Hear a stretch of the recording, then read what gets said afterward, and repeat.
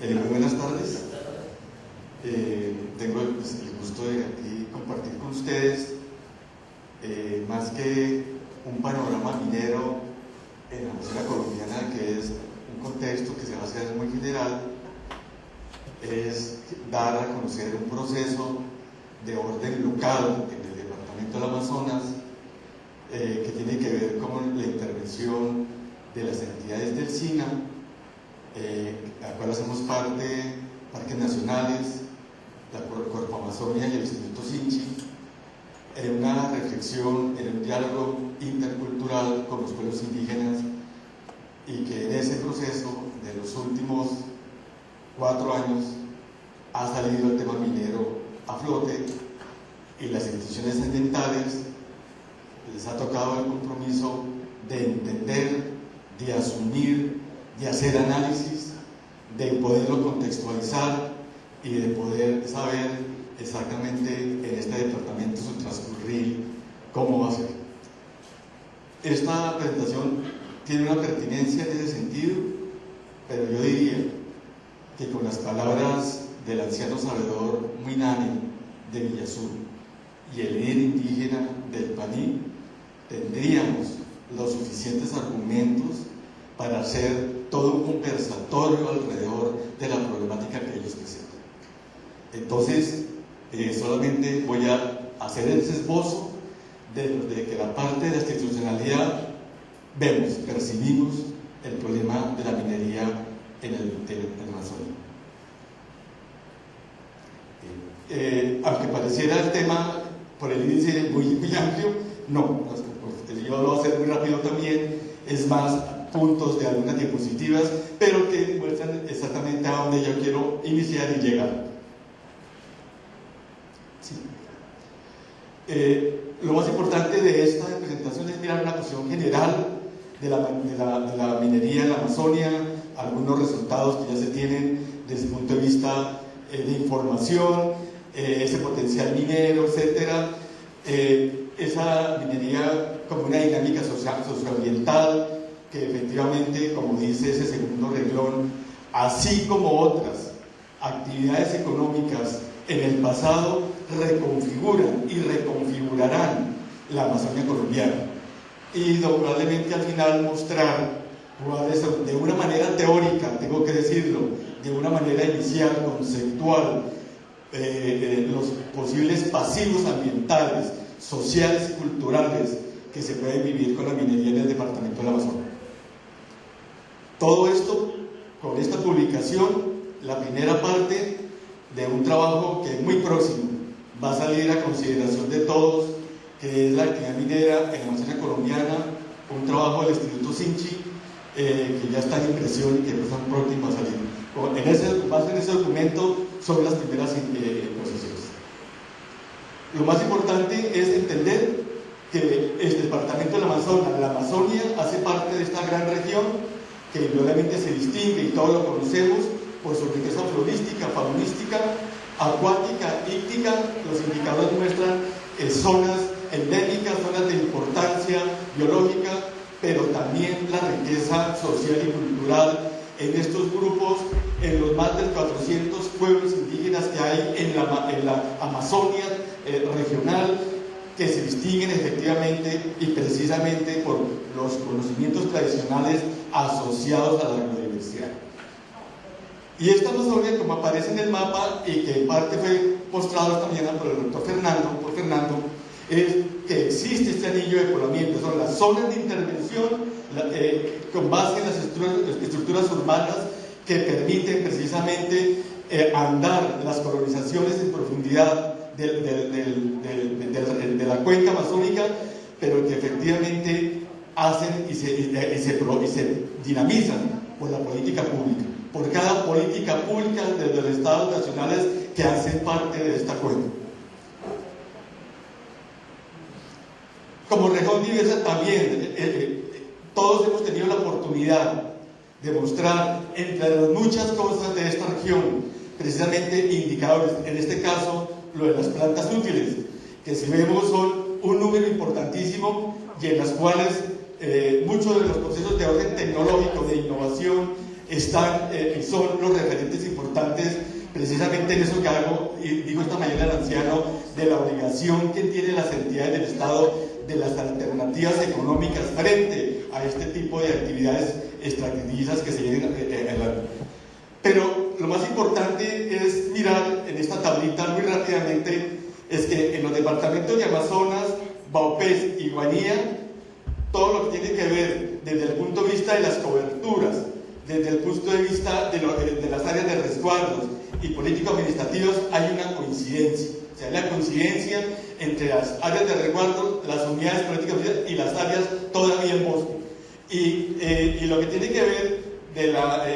parte de Nariño, Cauca, Caquetá, Putumayo, Meta, Guaviare, muestra efectivamente los procesos de intervención, lo que implica ya las coberturas, transformación en términos de pastos, y que precisamente esa es la dinámica de ampliación de la frontera agrícola en nuestro departamento, en el Amazonas. Pero también, como región pluricultural, la presencia, esto dado por la información del DANE en el año 2005, en la cual efectivamente ya tenemos un inventario, en el sentido de las etnias indígenas presentes en la región por departamento, de los cuales el departamento del Amazonas es la que tiene el mayor número de pueblos indígenas, 22 pueblos indígenas diferenciados, autónomos en sus territorios y desde el punto de vista lingüístico.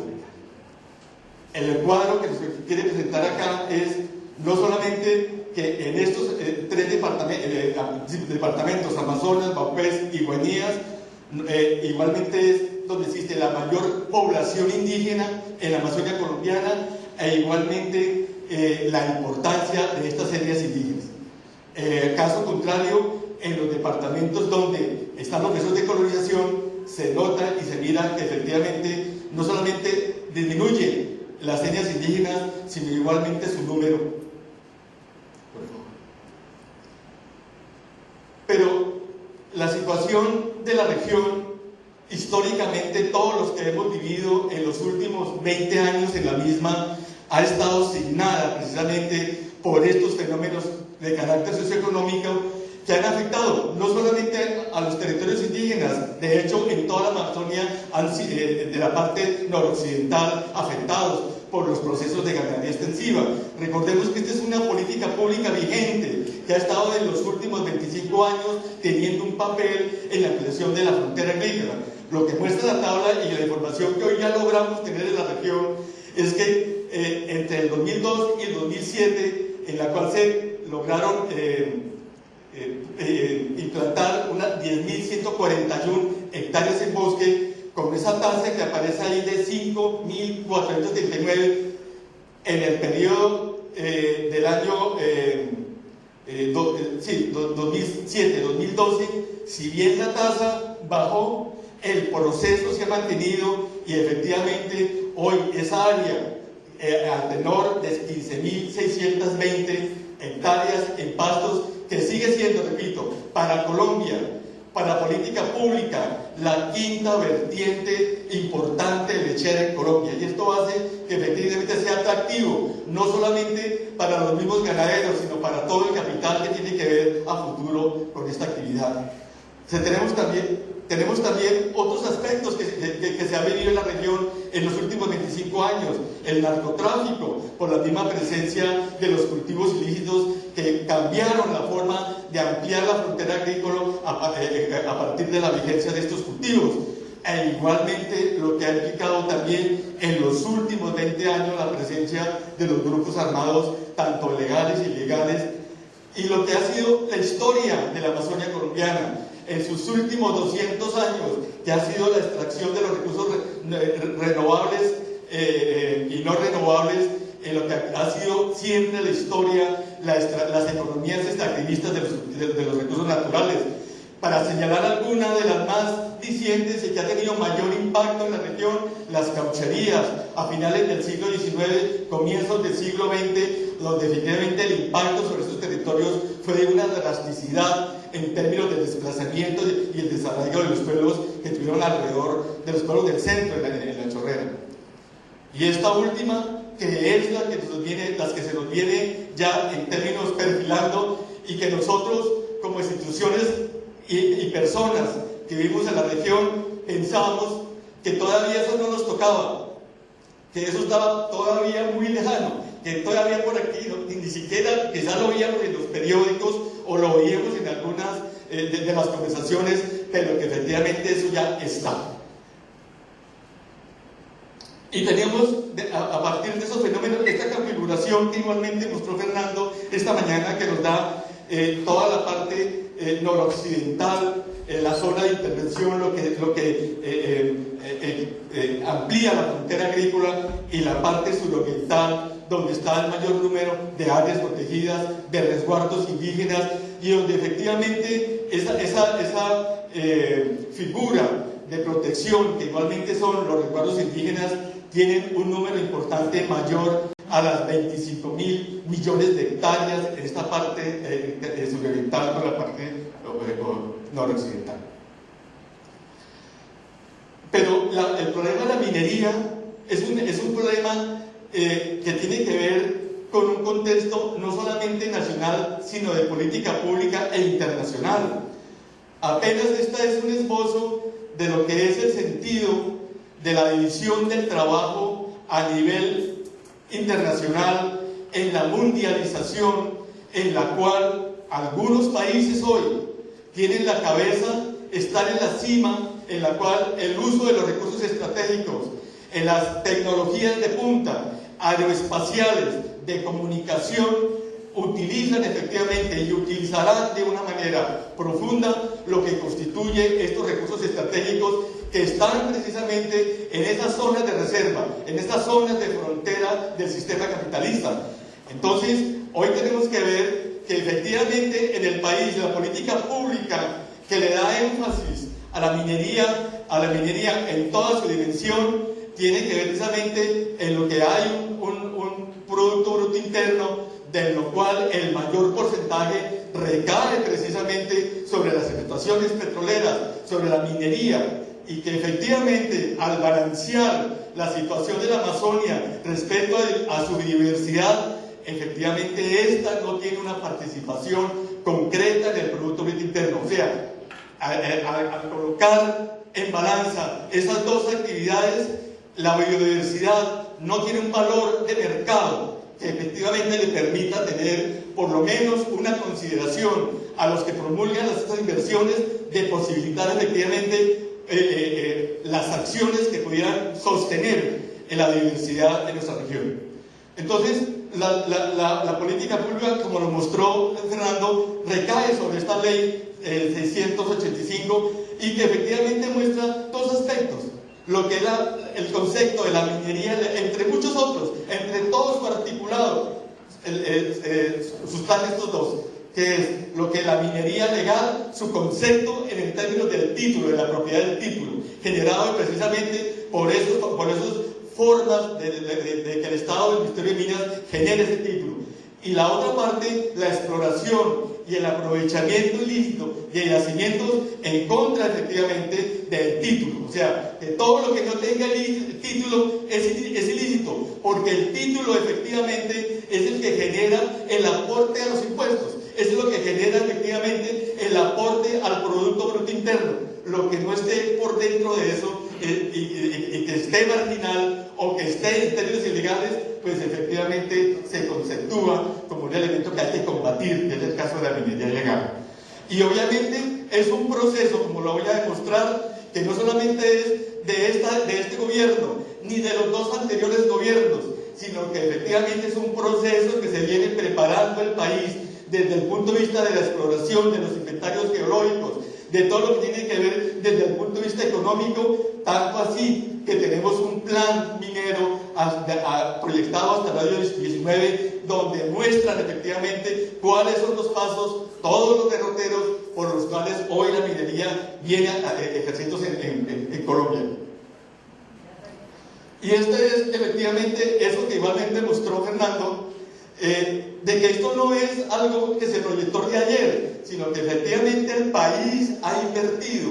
en toda la parte científica de las exploraciones, de conocer los inventarios a partir del Servicio Ecológico Colombiano. Esto es algo que efectivamente no solamente se tiene inventariado, como mostró Fernando, desde el punto de vista de los hidrocarburos, sino también desde el punto de vista de los minerales estratégicos y aquellos que concurren a otras tecnologías, y que por lo tanto le da al suroriente colombiano, en la Amazonia colombiana, este potencial que por ahora está latente y que quedó en suspenso por el decreto que generó el ministro Per antes de salir a la Comisión de Paz.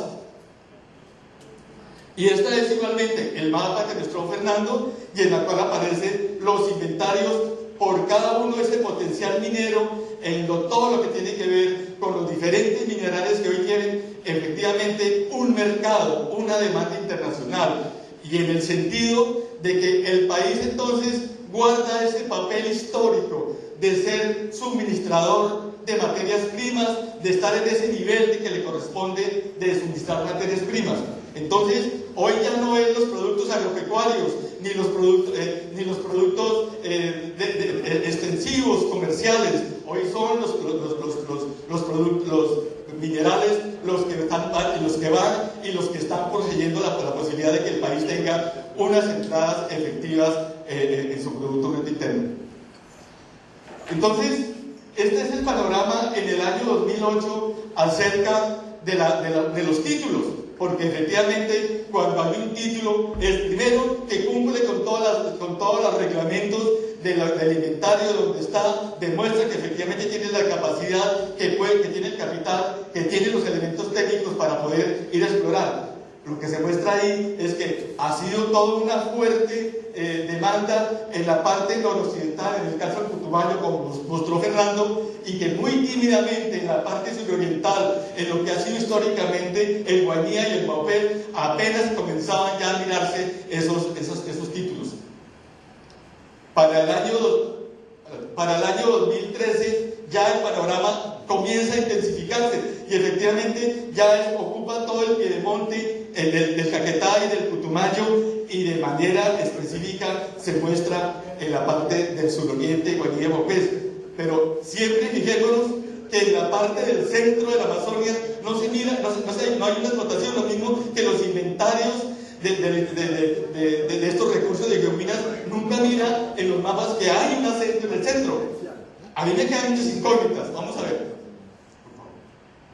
Entonces la tabla es muy diciente. La información muestra en todos los departamentos donde están distribuidos esos títulos, que muestran que en la Amazonia solamente hay un título. Entre el 2008 y 2013 solamente el país ha generado un solo título, y que ahí comienza Caquetá con 36, pasa a 49, Putumayo de 35 a 52, para un total entre 109 y 180. Creció significativamente, pero efectivamente en el departamento del Amazonas, en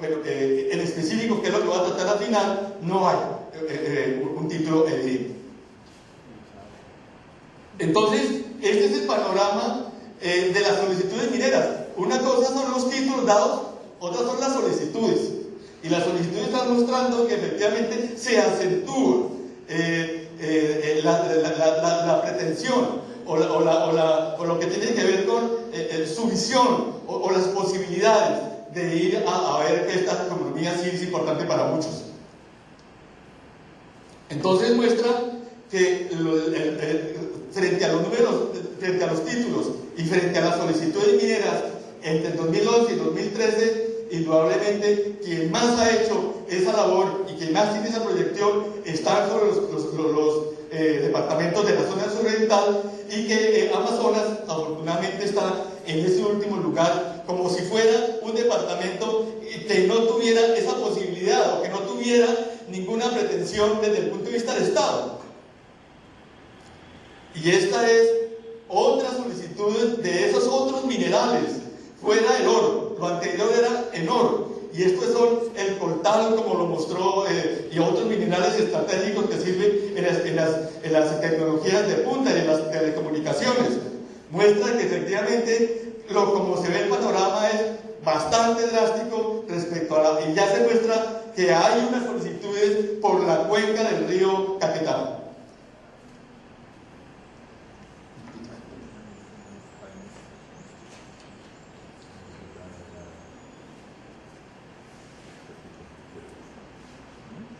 Entonces, lo que uno muestra es que, de acuerdo con la información oficial, lo que se ha logrado mirar es que en el departamento no tendría por qué haber actividad minera, no tendría por qué haberla, porque si la hay es ilegal. Entonces, lo que nos está mostrando es que efectivamente la historia está mostrando una actividad que ha comenzado a galopar en nuestro departamento, y que efectivamente la hipótesis muy personal que hago es que en ese marco de la minería legal, en lo que es la proyección internacional de esa minería, cuando no hay esa opción de lo legal o de lo ilegal, pareciera de apuño la hipótesis, pero efectivamente lo que se muestra es la práctica de esos capitales que están buscando oportunidad de inversión, y que efectivamente, como lo muestra el libro de Salazar y de Elizabeth, comienza a mirarse de todas esas crisis que de la zona andina, por la política de Estado y represión, comienzan a migrar sobre estos departamentos, y que lo que estamos mirando hoy en el Amazonas es precisamente estas migraciones de estos capitales y estos mineros que prácticamente se han quedado sin ningún oficio en el interior del país. Entonces, el más reciente está desde el año 86, y todos conocemos, cuando íbamos a Tarapacá, esas dinámicas de productos, etcétera, y que con esos impactos ambientales y impactos sociales que, repito, salen más de lo que concluye al ver los trabajos de campo, que efectivamente los procesos de investigación, la documentación sistemática sobre estos procesos. Por favor.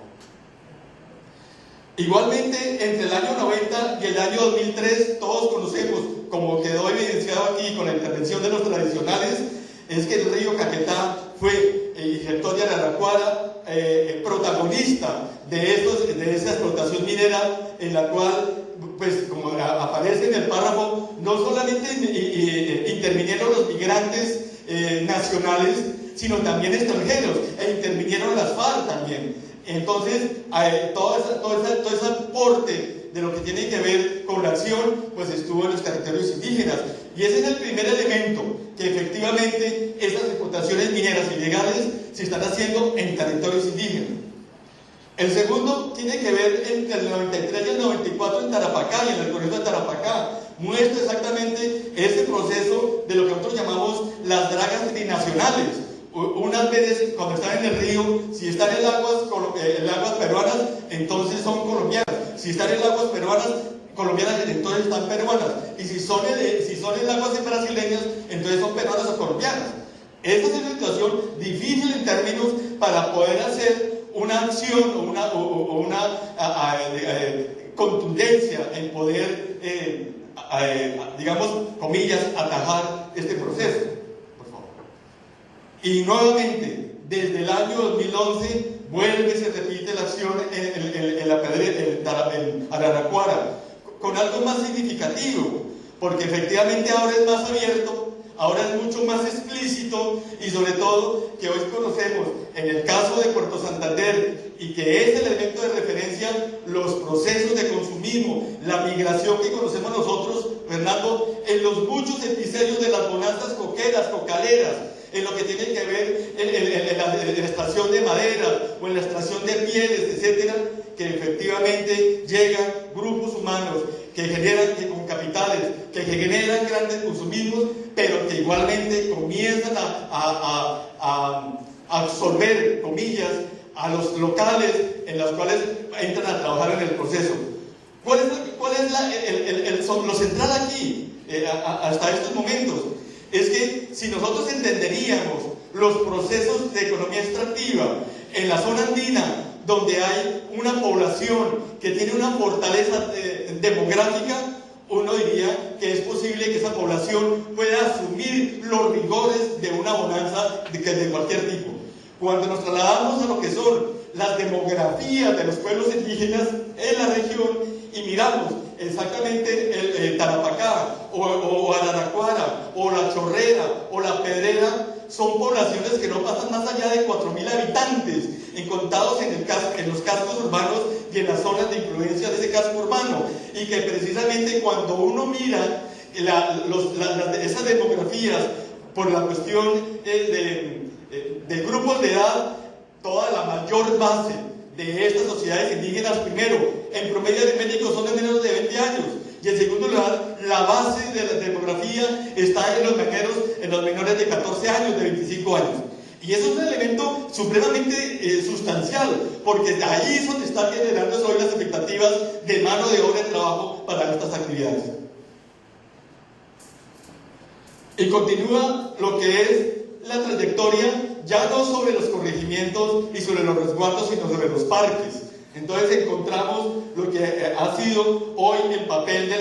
no solamente la minería ilegal, sino la minería legal, que se mostró hoy con ese título y con esa licencia que tiene consigo para hacer ese trabajo en el río Apaporis, el río cultural fuerte de lo que tiene que ver precisamente esa idiosincrasia de los pueblos indígenas de gente de centro. Y lo que muestra es efectivamente cómo ha generado una erosión en los conocimientos tradicionales, ha generado un desarraigo de muchos indígenas a trabajar en las balsas. Y también en la zona de Bocas de Ugá, igualmente, y que tiene que ver con la pedrera, igualmente se tiene ese proceso también adelantado. Por favor. Igualmente, se conoce también históricamente el papel que han tenido todas las balsas brasileñas en el río Puré, y lo que ha sido igualmente ese proceso drástico de la minería en ese río, y lo que se repite nuevamente hoy a lo largo del río Putumayo de una manera diciente en esta parte. Y las fotos son ilustrativas, efectivamente, porque son tomadas y son suministradas por parques donde se muestra que efectivamente no hay autoridad, no hay manera, no hay logística, el valor de hacer una campaña para poder hacer alguna situación de represión sobre esta actividad, pues no hay manera de llegar a la zona. Y esta es la perspectiva de la minería del Amazonas. No solamente, repito, por lo que son los inventarios de geominas, lo que tiene que ver esta parte suroriental, en lo que se llama el cinturón de oro de Taraira, lo que significa efectivamente hacia futuro esta explotación, pues tiene todos los elementos detrás geológicos importantísimos que sustentan y sustentarán ese futuro. Y indudablemente también hay otras expectativas, como bien lo plantea estas conclusiones de un estudio de Ruiz Soler, en la cual dice, claro, las características ecológicas de la región no varían precisamente para hacer unas minerías intensivas, y son de alto riesgo, entre otras cosas. Por ser una actividad extractiva y con dinámicas de ocupación asociada a la migración, claro, van a generar procesos que son irreversibles, que no se van a poder contabilizar en estos momentos en el país, y que por lo tanto plantean, como hoy, digamos, se escucha en términos de la formalización de la actividad, la posibilidad de que ésta sea restringida, que pueda tener un nivel de ejercicio de la minería, y que efectivamente el país y la región tienen que ser realistas, porque eso es algo que, repito, viene en camino y ya está en camino. Síntesis. No se cuenta, y esto me parece a mí importantísimo, de una manera crítica, es que no se cuenta con una documentación sistemática en las últimas 2 décadas sobre el fenómeno, desde todos los ángulos, desde el punto de vista biológico, de los impactos biológicos, sociales, culturales, etcétera, sobre las relaciones institucionales. Igualmente, es una minería ilegal silenciosa, no toca puertas, va entrando. De extranjeros sin permiso, con trabajo que si bien exige la legislación colombiana no se cumple, y con esa tecnología artesanal. Y la minería legal, en términos, como repito, en la construcción de Cosigo, que tiene toda la legalidad para obrar, y efectivamente lo que uno puede decir, que los efectos de la minería podrían tener sobre el medio ambiente amazónico, y lo anuncié al principio, son teóricos todavía. Algo que no hay forma de demostrar técnicamente con contundencia esos impactos que tal vez podría poner en juicio a la política pública minera. Por favor. Entonces, frente a esto, y por eso digo que la presentación en estos momentos quedaría en el contexto de las palabras del anciano, porque efectivamente cuando hablamos de una región en la cual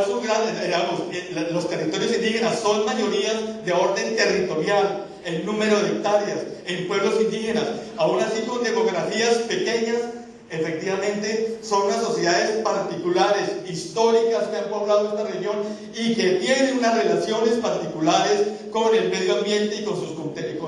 congéneres. Igualmente, podemos decir que esa relación, esos modos de vida indígena que han permanecido, abuelo, en los años y en los cientos de años en la región, desde que se tiene noticias, siempre se da, aún así, con la discusión que pueda dar en términos de la palabra equilibrio, efectivamente sus modos de vida y lo que tiene que ver la forma de relacionarse en el ecosistema, denota que esa parte de los pueblos logran tener un equilibrio con esos ecosistemas y que no usan más allá de lo que corresponde para la vida. Y obviamente los aportes que se han tenido acá de ese concepto de territorio más allá del uso o más allá de lo que puede emplear en términos de los recursos, de lo que implica para los pueblos indígenas, de lo que implica la territorialidad para los pueblos indígenas. Entonces, aquí es tomando las palabras del anciano Minane, porque efectivamente el término del manejo del mundo, de entender el mundo, de manejo ambiental, efectivamente es una cuestión holística, tan difícil de poder plasmar en algo para poder contextualizar esas palabras que dijo el anciano esta mañana, pero poder decir que el manejo del mundo en el centro de los ancianos tienen el pleno conocimiento de lo que son las especies y sus estados en el momento, tanto animales como vegetales, de orden faunístico, de orden íctico, etc., y que le imprime al hombre, que le imprime a los hacedores de chagras tener ese conocimiento para planificar la apertura, el manejo y el uso de las chagras. Entonces, es el concepto de bienestar. O sea, el bienestar es ese. El bienestar no es otro, no son los bienes. El bienestar es lo espiritual, las buenas relaciones, el buen propósito. El bienestar es tener esta comida, tener buena coca, tener buen mame, tener buena disposición espiritual para poder negociar con la naturaleza esa cuestión de las chagras y su ciclo. Entonces, por favor, muestra que este bienestar y lo que está en juego futuro efectivamente es de que el bienestar se sustenta sobre una gobernabilidad y que esa gobernabilidad en términos de los caciques, en términos de los gobernadores o capitanes o curacas, y lo que tiene que ver ese papel de control social y control cultural en los territorios puede estar en términos de estos momentos de lograr generar mayor rompimiento a esas estructuras de gobernabilidad. Y que una cosa importante que hoy evoluciona es que estas entidades territoriales indígenas, que son parte de su gobernabilidad, hombre, vienen haciendo un papel como lo voy a demostrar al final. Entonces, aquí es para mirar lo que acaba de decir, el concepto de bienestar en términos de abundancia de los pueblos del centro. Siga, por favor,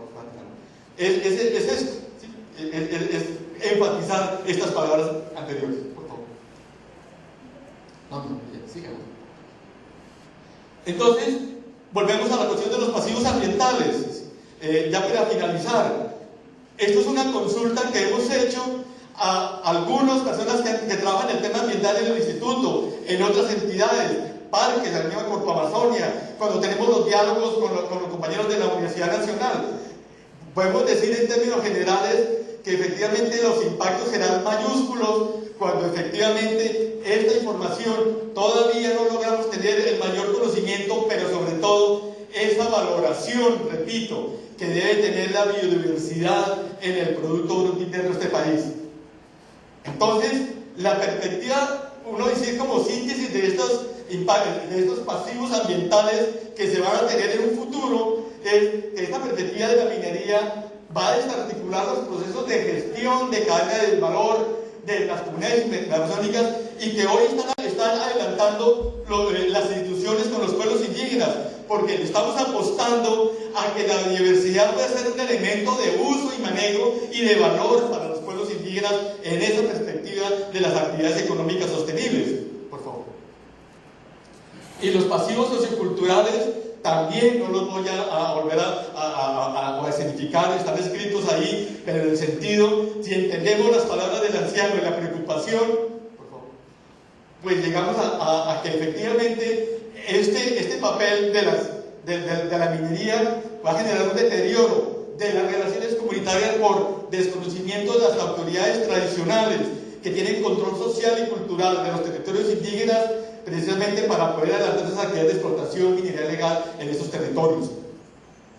Y los pasivos socioeconómicos, igual, no solamente en términos de la salud, o en términos de la educación, o en términos del trabajo, en términos de los procesos de fortalecimiento que vienen haciendo las entidades en la Amazonia, en el suroriente colombiano, precisamente pueden tender a colapsar todos esos procesos, todos esos logros, por el mayor valor rentable de la actividad minera, y que efectivamente, así como la coca en la zona suroccidental no dio la posibilidad por su valor de que las políticas del Estado, todo el Plan Colombia como se conoció, generara efectivamente esa sustitución de esos cultivos por las alternativas económicas que allí se estaban planteando. Entonces, efectivamente, esa rentabilidad implica la aceptación, y de una manera que hoy se critica, de una manera que esa rentabilidad, esa posibilidad de ingresos inmediatos, sobre unas condiciones, cuando uno mira los indicadores de necesidades básicas y satisfechas, de educación, de salud, estamos mirando que estos resultados de esos indicadores en la Amazonia Suroriental por más de 20 años siguen inamovibles. Efectivamente, se tienen las mismas tasas de atraso en educación, en salud, en lo que tiene que ver con los acueductos, en los alcantarillados, para no ir más lejos la situación de Leticia. ¿Cómo será la situación de los corregimientos departamentales que hoy no los protege la Constitución Nacional? Entonces, este es el elemento que más que preocupa, porque efectivamente no vamos a poder hacer frente a una situación de rentabilidad de esta actividad. Y el epílogo es los procesos que se ven haciendo desde las autoridades tradicionales indígenas en muchos momentos de los últimos 5 años, 6 años, cuando ya la minería comienza a galopar con más intensidad en nuestro departamento. Y este es el papel de las ADATI, no solamente en la mesa de coordinación, sino las actividades que ellos vienen haciendo, tocando puertas a los ministerios para que se reconozca y efectivamente que se vea de que donde están los inventarios de minería coinciden con los lugares sagrados, y que efectivamente hoy no puede decir que esos lugares sagrados, y como decía el anciano Minane, es para resguardar esos minerales que hoy históricamente ellos no han usado y que no tienen ningún sentido de uso, sino lo que le da precisamente la parte de la política de Estado. Y este proceso, que repito, llevamos trabajando en los últimos 10 años en el tema de educación y salud, y a partir del año 2011, cuando se logra poner en la mesa de coordinación permanente entre la gobernación y las ADATIS el tema ambiental, y donde se viene trabajando el tema de la minería legal. Por eso, por favor, continuar. Se han generado estos dos, la mesa de coordinación para mirar el tema de la discusión de los avances en el tema de gobierno, del manejo del sistema general de participaciones, de los resultados de salud, de los resultados de educación, y mirar cómo se avanza en la discusión, en la armonía entre el pensamiento de los pueblos indígenas, de lo que aspiran ellos ser en el tema ambiental, lo que demandan efectivamente como elemento central del trabajo, de la parte ambiental, frente a lo que piensan las instituciones. Entonces se han generado estos dos espacios, que es el eje Putumayo, que ya venía caminando hace muchos años, abuelo, hacía por lo menos va por el 7º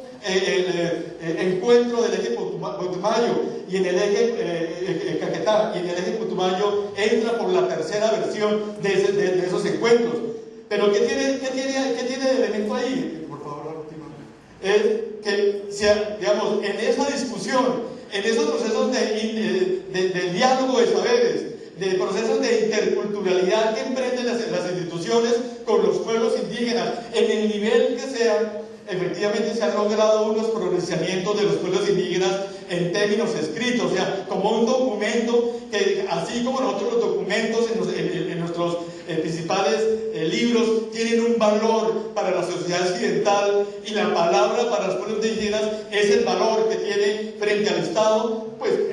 hoy se propician algunos documentos escritos en los cuales hay unos pronunciamientos de las reuniones de ancianos, de los diferentes encuentros, frente a la preocupación de lo que es la dinámica de esta actividad en el futuro. Entonces, parte del epílogo es este. O sea, lo que tenemos hoy en la parte suroriental en particular, y no puedo hablar en las mismas consideraciones de las zonas de colonización, es que todavía el cacique, el sabedor tradicional, es el que tiene esta forma de interrelacionarse con las instituciones, entre sus congéneres, en el manejo del mundo, en el manejo del bosque, en la forma de hacer chagras, y que efectivamente los sistemas alimentarios es lo que conocemos, que todavía guardan, que todavía logran conservar la biodiversidad, los manejos de esos más de 70 productos de subsistencia alimentaria que mantienen históricamente, y sobre todo el problema de la urbanización, como repetía, los efectos que pueden tener todavía sobre pueblos aislados voluntariamente, pues tienen en este futuro, que es el centro de esta diapositiva, que es, bueno, ¿qué le esperará a ese niño que está ahí con la señora en el río y llegará a Paraná? Y las dos niñas, bueno, no sé dónde será, pero en todo caso, lo que vemos es esa situación de complejidad, que efectivamente a las instituciones, a la universidad, a todos los que tenemos que ver, como está planteado en este conversatorio, en este seminario, se debe abrir un espacio de discusión donde estén presentes los pueblos indígenas y sus expectativas, pero sobre todo poner en la balanza, efectivamente, hasta dónde la biodiversidad, hasta dónde eso que conocemos que tiene potencial y que efectivamente es lo que corresponde a su forma, a la parte ecosistémica, correspondería efectivamente a una posibilidad de futuro de esta región. Y ahí termino. Muchas gracias.